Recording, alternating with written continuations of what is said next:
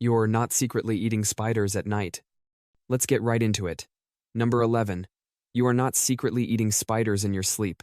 That creepy fact about swallowing 8 spiders a year? Total nonsense. Those 8-legged creatures are not tiptoeing into your mouth at midnight. In fact, spiders see you as a giant, terrifying earthquake machine. Every breath you take, every little snore or twitch, is like a full-blown disaster alarm for them. Your sleeping body is loud, unpredictable, and full of strange vibrations, basically a do-not-enter zone. Spiders have ultra-sensitive legs that pick up on the tiniest movements. If they even felt the rumble of your breathing, they'd turn around and sprint the other way. They're far more interested in spinning webs in quiet corners and catching bugs than exploring your open mouth. This myth likely came from a joke article meant to show how easily misinformation spreads online, and wow, did it work. Honestly, you're more likely to get hit by lightning and win the lottery on the same day than swallow a spider in your sleep. Your blood was never blue. Number 10. Your blood was never blue, not even for a millisecond. Maybe someone once told you it's blue until it meets oxygen. Sounds scientific, but it's totally wrong. Human blood is always just different shades depending on the oxygen level. When it's loaded with oxygen, it's a bright red. When oxygen runs low, it gets a darker, deeper red. Still red. You might be thinking, but I can see blue veins under my skin. That's just your eyes playing tricks on you. Here's the deal. When light hits your skin, your body absorbs the red wavelengths, while the blue light bounces back. That scattered blue light reaches your eyes, and your brain assumes the blood underneath is blue, but your brain got it wrong again. Even medical diagrams color veins blue and arteries red just to keep things simple, not because it's accurate. Now, if you were an octopus or a horseshoe crab, you would have blue blood thanks to copper, not iron. But you're human, so yep, your blood has always been red. Toilet water doesn't swirl backwards down under. Number 9. Toilet water doesn't swirl backwards in Australia. You've probably heard that toilets flush one way in the northern hemisphere and the opposite way, down under. It's a fun idea, but it's completely wrong. Your toilet couldn't care less what hemisphere it's in. The way it flushes depends on its design, not the Earth's spin. The shape of the bowl, the direction of the water jets, and even small flaws in the porcelain determine the swirl. You might be thinking of the Coriolis effect, the force that makes hurricanes spin in opposite directions depending on the hemisphere. That part is true, but it only works on huge systems like storms and ocean currents. Your toilet? Not even close. The Coriolis effect is about 10 million times weaker than gravity at that scale. Scientists have detected a teeny difference in swirl direction, but only under extremely controlled lab conditions, not in your bathroom. So, unless your toilet is the size of a small country, it's going to flush however the manufacturer built it to flush. Bats aren't blind, buddies. That old saying, blind as a bat, is totally false. Bats can actually see really well, sometimes even better than humans, especially at night. Their eyes are packed with rod cells that let them see in the dark, almost like they've got built-in night vision goggles. Some bats can even detect ultraviolet light, which is completely invisible to us. And vampire bats? They take it a step further. They've got heat sensors in their noses, allowing them to see the warmth of blood vessels, like a thermal camera. But bats don't just rely on sight, they've got a backup system. They use echolocation, bouncing sound off objects to map out their surroundings in total darkness. Think of it as having both a flashlight and radar in your head. They're not flying blind at all, they're using two powerful tools at once, vision and sonar. So next time you hear, blind as a bat, remember, it's just a myth. Bats are flying with precision. Number 7. Your tongue's boring taste map. You know that tongue map from school, the one that shows sweet at the tip, salty on the sides, and bitter at the back? It's completely wrong. This myth started over 100 years ago when a German scientist noticed slight differences in taste sensitivity, but someone misinterpreted his work and created a simplified, misleading diagram. In reality, taste buds are spread all over your tongue, and each one can detect sweet, sour, salty, bitter, and umami. There are no exclusive zones for each taste. Even weirder? Taste receptors have been found in your gut, liver, and even lungs, though. Don't try tasting pizza with your lungs. Want to test it? Put sugar on the side of your tongue where it's supposed to only taste salt. You'll still taste the sweetness just fine. Scientists have known the tongue map is wrong for decades, but it somehow keeps showing up in classrooms and textbooks like a stubborn myth that refuses to go away. Number 6. Your brain isn't split left versus right.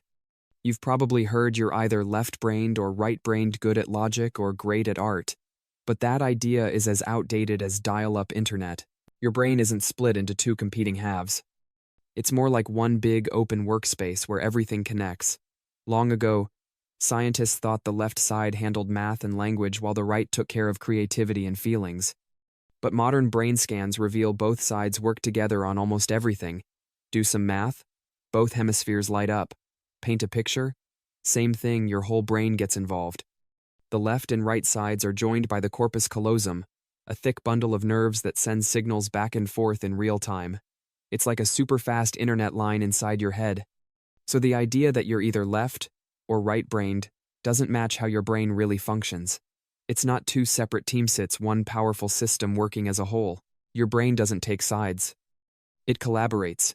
Number 5, you have way more than 5 senses. Humans don't just have the classic 5 senses: sight, hearing, taste, touch, and smell. We actually have many more. Take equilibrioception, your sense of balance. It comes from tiny, fluid-filled loops in your inner ears that act like built-in levels. When you spin too fast, those loops get confused, and that's what makes you dizzy. Then there's proprioception, the sense that lets you know where your body is without looking. That's how you can touch your nose with your eyes closed, type without watching your hands, or walk without staring at your feet. Another is thermosception, your ability to sense temperature. It's not just part of touch, it's its own thing, with special nerve receptors in your skin. They're the reason you can tell your coffee's too hot before it scalds your tongue. These senses all work together every moment. When you reach for that coffee, your eyes see it, proprioception guides your hand, and thermosception tells you to sip carefully. You're using more than 5 senses every single time. Dead people don't need haircuts. Number 4.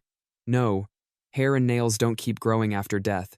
It's a creepy idea, but it's just a myth. What really happens is much stranger. After death, the body begins to dry out. As the skin loses moisture, it shrinks and pulls back. This makes hair and nails look longer, but they're not actually growing. It's the same illusion as receding gums making teeth seem longer. Real growth needs energy, and once the body shuts down, there's none left. Dead cells can't grow anything. This strange effect has fooled people for ages.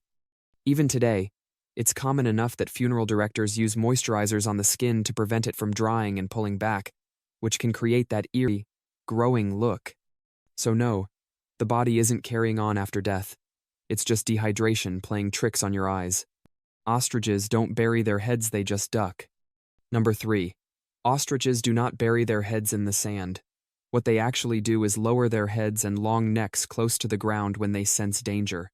From far away, it can look like they've buried their heads, but it's really just a clever way to blend into the sand or bushes. It's a camouflage trick, not a panic move.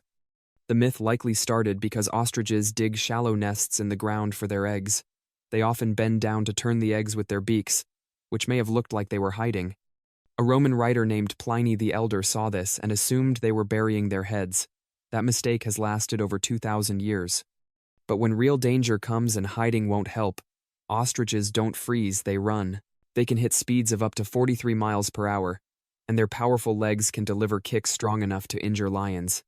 So no, they're not clueless birds hiding from problems, they're fast, tough, and smart survivors. Number 2, carrots. Carrots won't give you super night vision. Your mom may have said carrots help you see in the dark, but that's actually leftover World War II propaganda. In the 1940s, British pilots were doing unusually well at spotting enemy planes during night raids. Their real secret? New radar technology. But to keep it hidden, the British military made up a story. Their pilots had incredible night vision from eating loads of carrots. They even created a famous pilot figure, Cat's Eyes, Cunningham, who supposedly gained his sharp vision from carrots alone. The Germans believed Itzum even started eating more carrots themselves. It's true that carrots contain beta-carotene, which the body turns into vitamin A, and vitamin A does support night vision, but unless someone is severely deficient, eating extra carrots won't improve it. Most people already get enough vitamin A, so more won't make you see in the dark. At the time, the British also had over 100,000 tons of surplus carrots. So this clever myth helped reduce waste and encourage the public to eat more during food shortages, complete with a cartoon mascot, Dr. Carrot. Number 1, you didn't evolve from chimps. Saying humans evolved from chimps is like saying you came from your cousin. It doesn't work that way. Humans and chimpanzees are more like evolutionary cousins. We both descended from a shared ancestor that lived about 6 million years ago. That ancestor wasn't a chimp or a human, but a different species entirely that has since gone extinct. Picture a family tree. The common ancestor is the trunk, and from it sprouted 2 separate branches sown, leading to modern chimps, the other to us. Since then, we've been evolving down separate paths. Scientists know we're related because humans and chimps share about 98% of their DNA, but that similarity proves a shared origin, not direct descent. And we haven't found many fossils of this mysterious ancestor yet. It's like trying to complete a family photo album with the key pictures missing. So no, you're not a chimp's grandchild. You're a distant cousin who took a different evolutionary road. That's the truth behind one of the most misunderstood ideas in science. All for today. I'll be making similar videos in the future. Subscribe to them.